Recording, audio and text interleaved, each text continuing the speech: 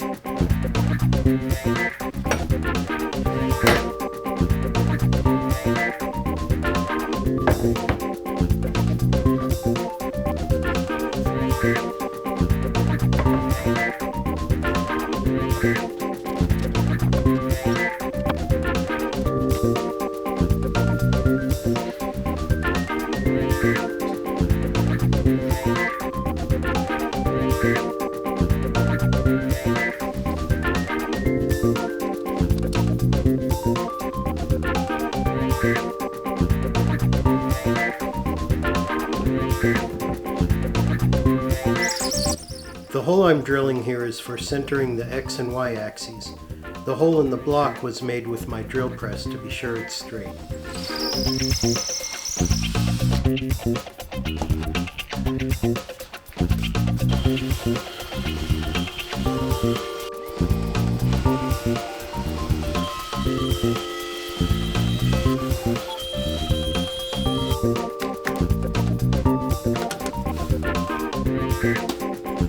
I'm changing to a 90-degree chamfer bit to make a bearing edge on the shell.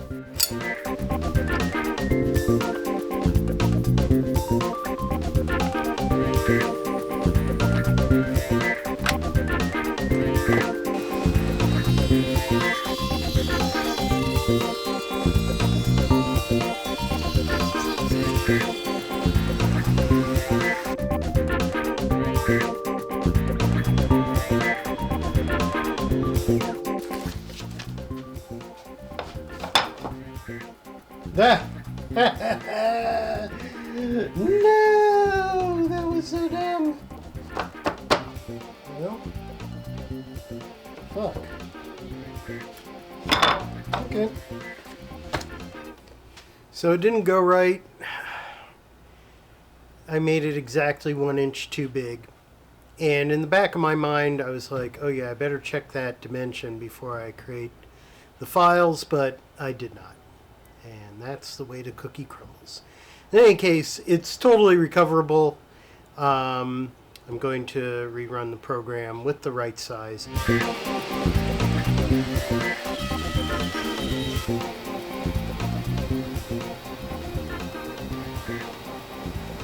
Great.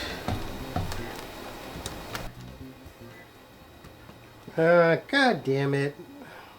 Please. Don't lock up on me. Oh. This came loose. The smart thing to do would have been to restart or at least rehome the machine.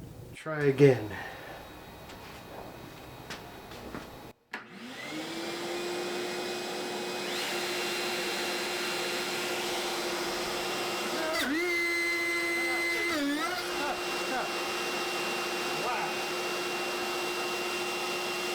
Wow. Well,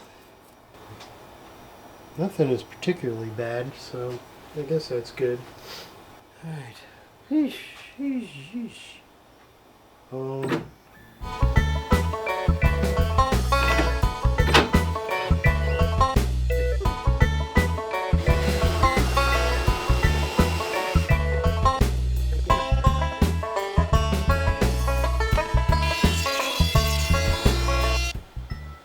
Alright, so as I suspected,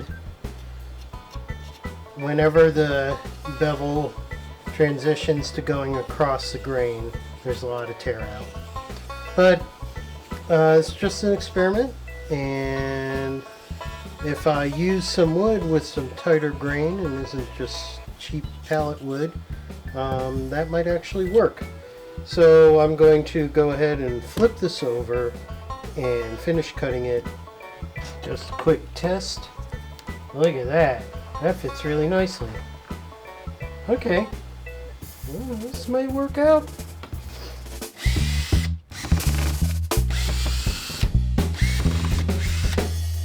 The reason I have to flip the workpiece over is that I need to cut deeper than the depth of cut that the bit allows. And the way to get around that is to cut some from the top and some from the bottom and meet in the middle.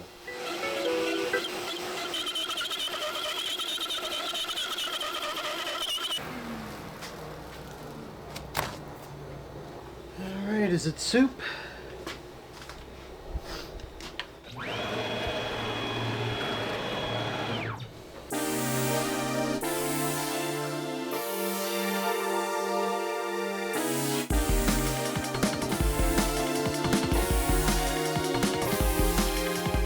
The next step is to make a rim to clamp over the drum head.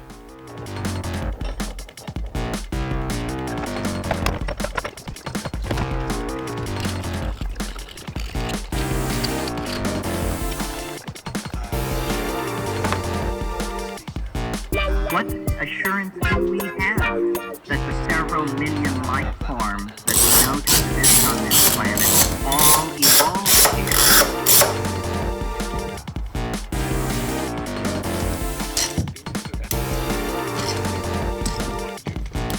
Plants and fungi containing psychoactive compounds are extremely viable candidates for extraterrestrial intruders into the environment of this planet.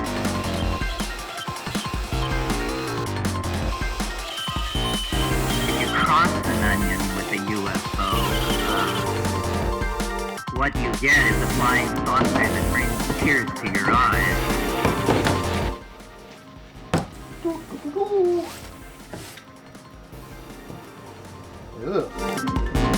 It isn't a matter. I miscalculated the position of the holes, and the tension rods are running into the drum head hoop, so I'm re-drilling them a little further out.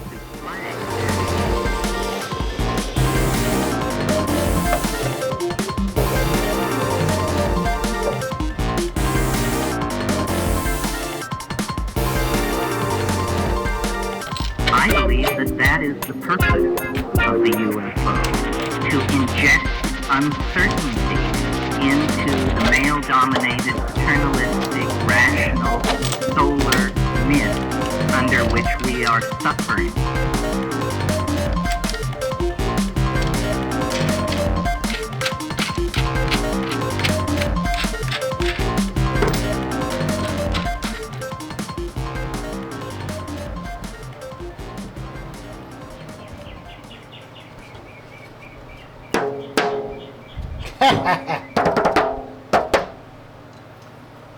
Okay, I'm feeling a little better now.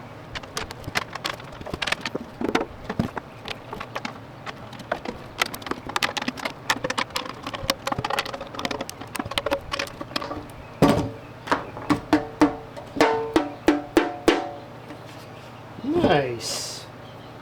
I think I have some drumsticks hiding out here somewhere. Where would those be?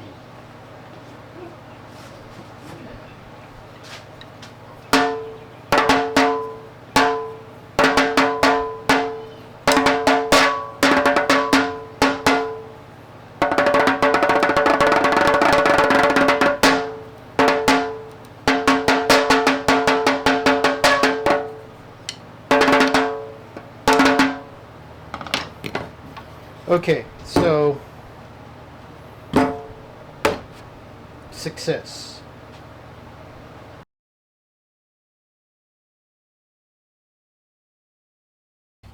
So I'm ready to dive into part 2 of this drum build.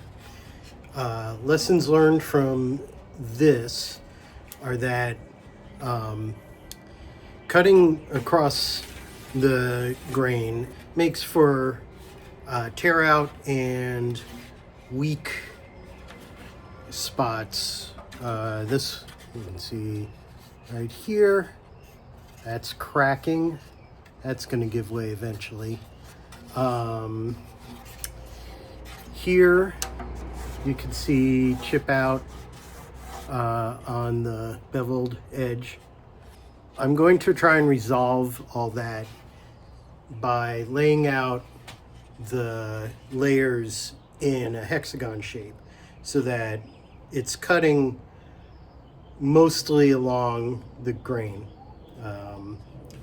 So that's going to hopefully alleviate a lot of the nasty parts of this. And the other thing I'm doing is I found a source of some hardwood scrap, so I'm going to try making it out of hardwood.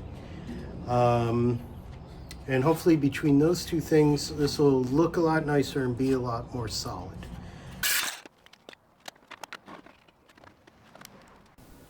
The downside of working with scrap is that it takes a lot more time to prepare it. The plus side is that it's free and arguably better for the environment. I'm looking at the surface of this board and I'm wondering if I should prep it at all.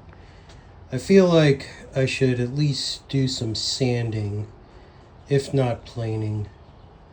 Now, getting out the planer is a pain in the ass, so maybe what I'll try is using my belt sander first.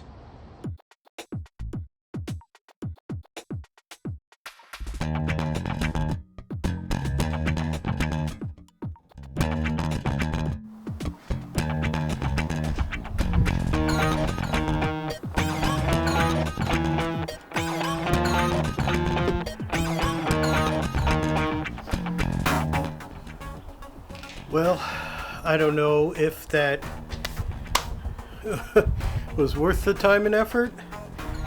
Maybe it would have been easier in the end to just get my planer out, but that was successful. Nice and smooth now.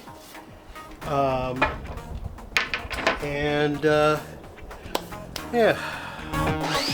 If I thought setting up the planer was bad, setting up this miter saw was double the pain it took us, and not worth the effort, as I will eventually discover. Welcome to the School of Hard Knocks. The thickness varies quite a bit. Also, the angles are inconsistent. So I have this other piece here. What I'm going to do is two things. I'm going to use the table saw to rip cut the edges so that the edges are perfectly straight. And then I'll run it through the planer, or I'll run it through the planer first and then rip cut the edges. But either way, I got to do more prep. This is close, but it ain't no cigar. There, you happy now? Turns out that this is actually not that hard to set up.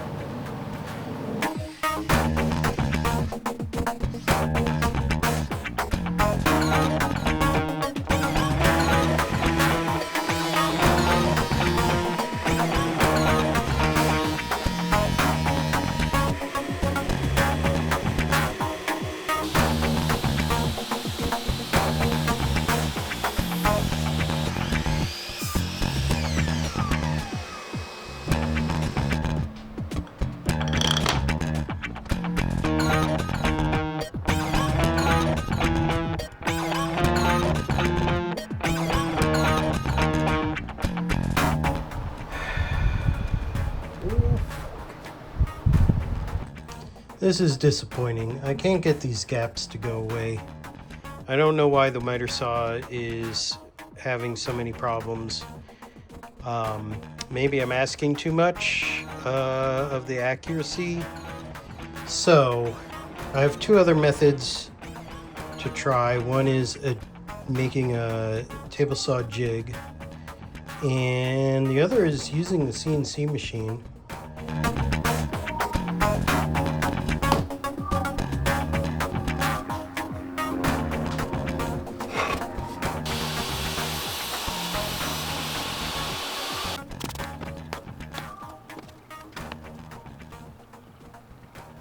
Yeah, that's good. That's good. You can see a little bit of a gap there, but force these together, I think it'll be fine. That's great. Okay. I think I'm ready to glue these up.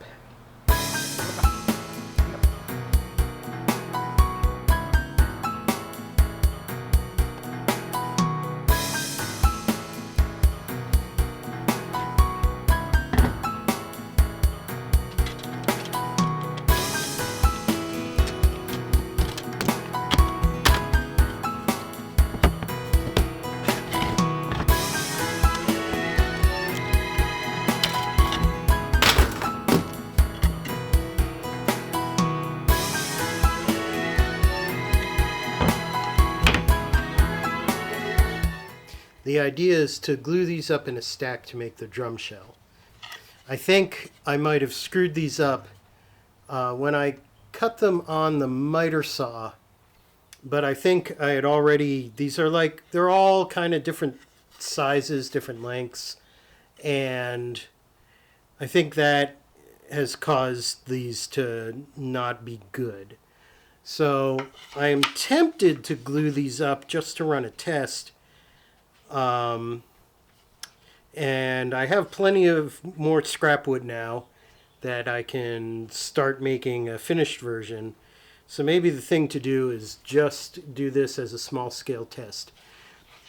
The other issue is being able to consistently find the center of these rings. I think I want to glue them up like this so that the grain kind of reinforces itself all the way around. How I get the center would be to cut a piece that just goes between two sides, maybe glue it in place, or maybe take a piece of 1/8" plywood, like a scrap piece I have laying around, just glue it on the bottom. I don't know if that's going to work, so maybe that's another good reason to actually do this as a test. And then I did make something. I made these little cone-shaped things on my 3D printer to fit over my 1/4" bit, so that when I drill the hole through the center, I can drill a tinier hole that'll be easier to find the center than the 1/4" hole I was using before.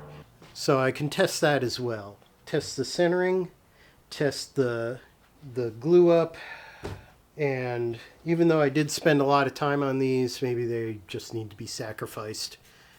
Because there is, especially like this one, that's kind of a big gap. So yeah, that's what I'm thinking. And then I need to mill up all that scrap that I got. So I think between all that, I think it's these should be sacrificed for a test. I've convinced myself that's what's going to happen. Let's get started on that.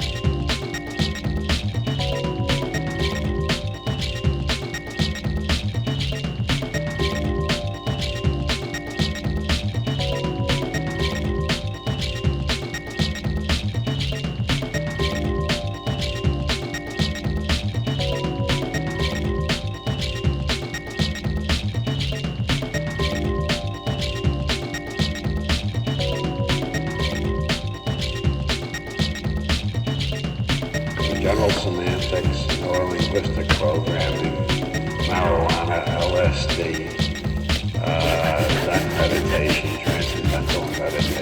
capitalistic tactics.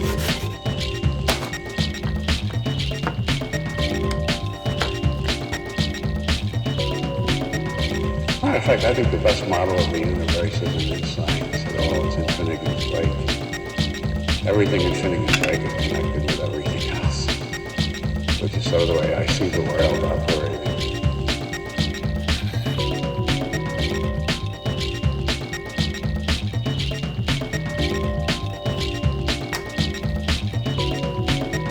When you activate the archetypes of the collective unconscious, you often produce synchronicities or side effects.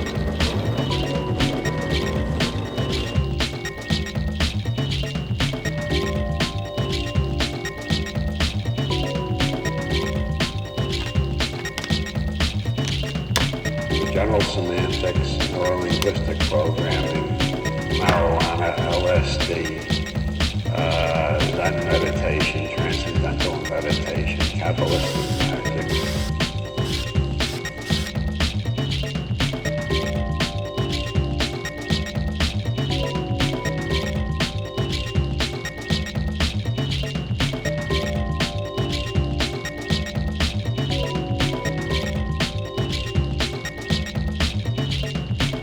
Oh yeah, Lyndon LaRouche also claims I'm the head of the Bavarian Illuminati.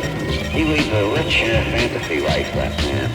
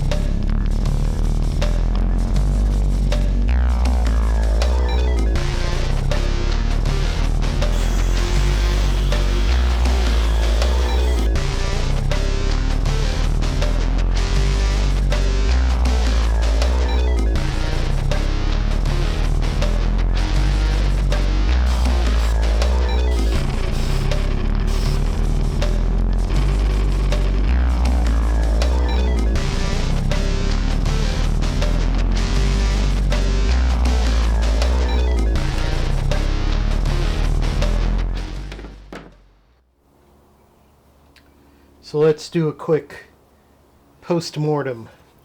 The first thing that really bugged me is compared to the first test, this beveled edge did not come out nearly as even.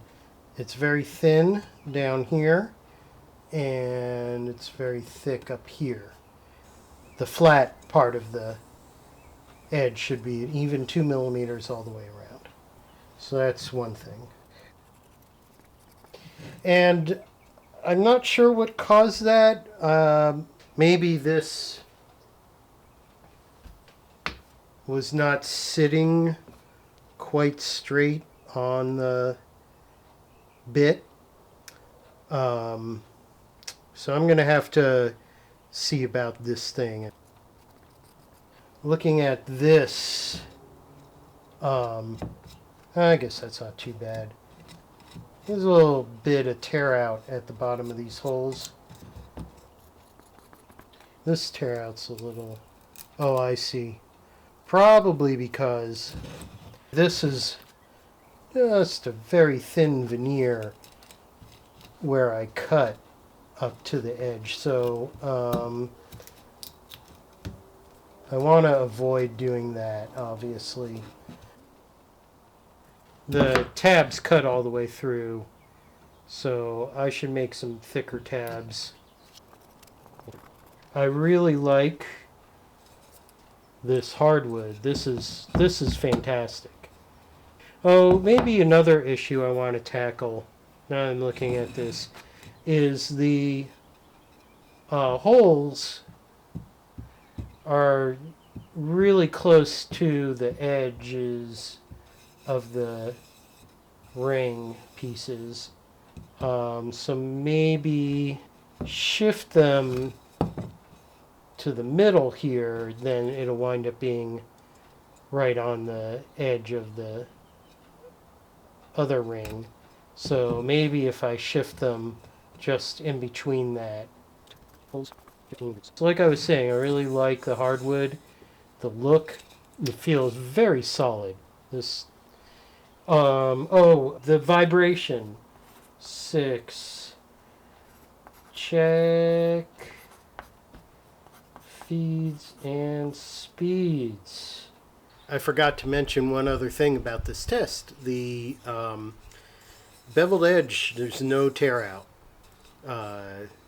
That's why I did the hexagonal layout in the first place, and that worked a charm. So, since the centering worked fine on the first test with the scrap pine, I think I'll go back to using the 1/4 inch hole and lining up the bit with that.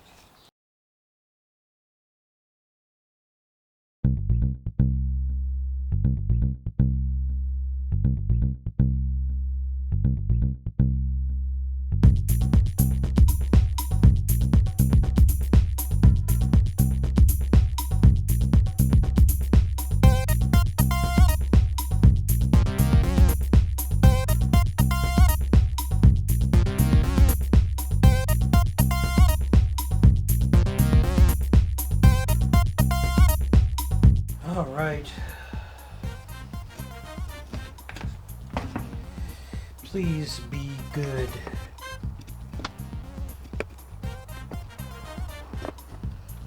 Yeah, that's pretty solid.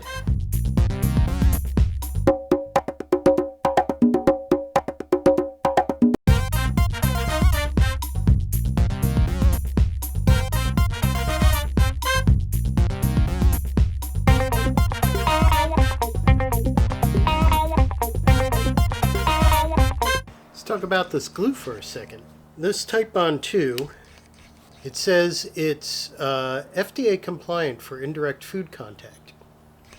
I mean, I'm not making anything that's going to come into contact with food, so that's not an issue. But the interesting thing is that, you know, there's no warnings about touching it with your hands or anything. But this Gorilla Glue, it says, caution. Avoid contact with eyes and skin. Do not breathe vapors. Do not swallow. Keep out of reach of children. Case of eye contact, etc., etc., etc. I've been using my fingers to apply this stuff just like I do with every other PVA glue. So maybe I shouldn't do that.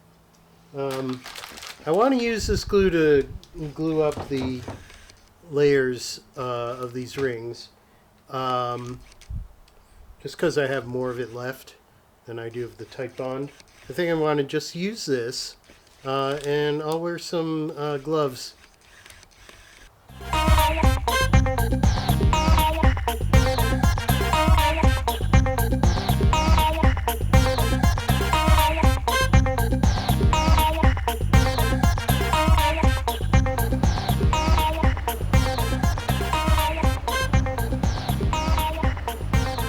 World seems in tune on a spring afternoon when we're poisoning pigeons in the park.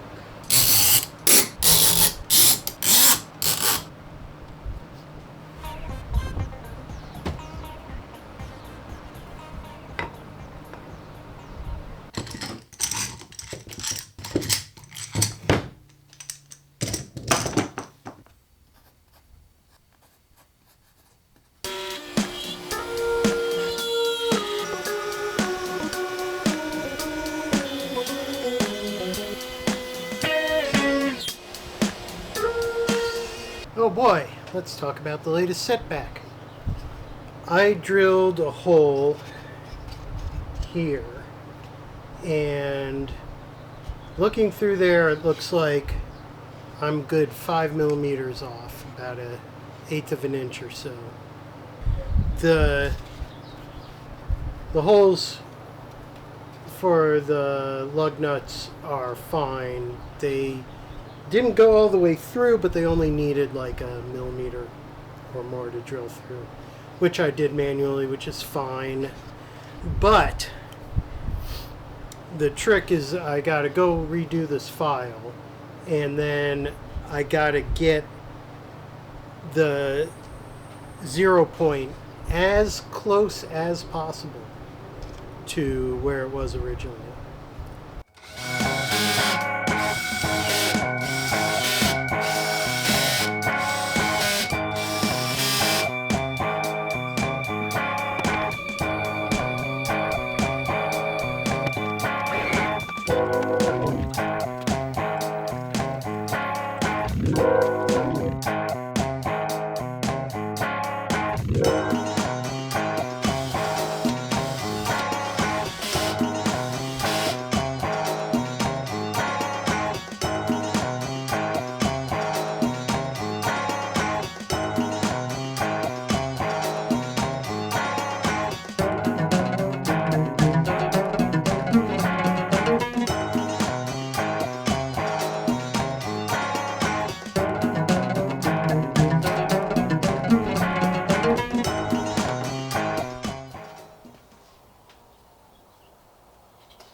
Alright, I wish I didn't have to do that makeup cut, but it's fine. It's a little, just needs a little sanding, a little post-processing.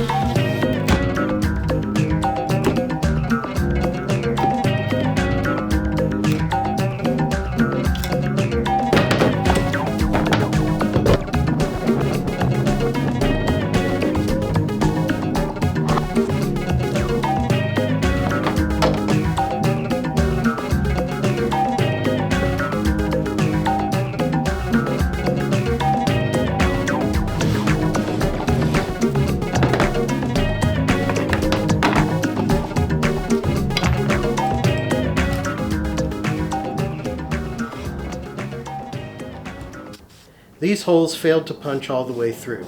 I'll have to check the cam file.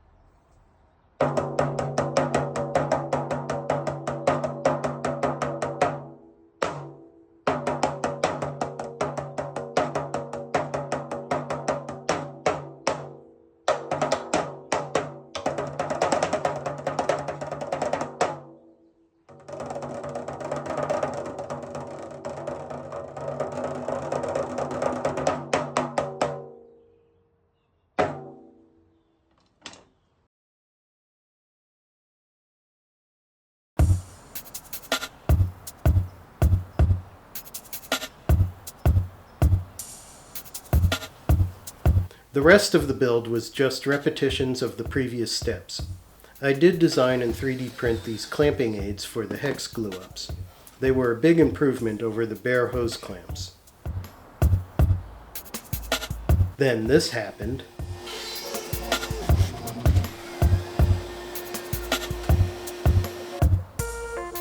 And how did that happen? My working theory is that the machine malfunctioned because I had the dust collection too close to the controller and the cables, and static electricity caused it to malfunction.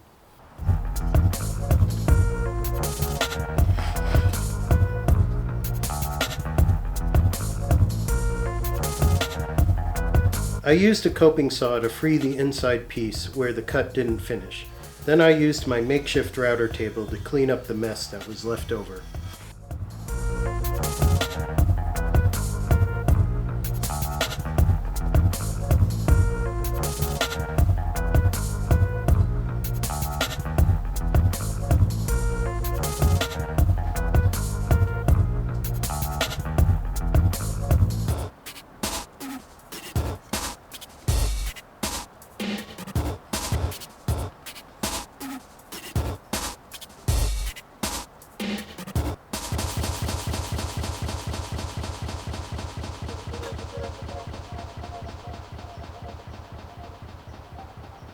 I also went down a dead end when I ran out of the darker hardwood, and all I could find was this lighter colored scrap. But I didn't like the way it looked with the rest of the drum. Eventually, though, they had more of the dark wood.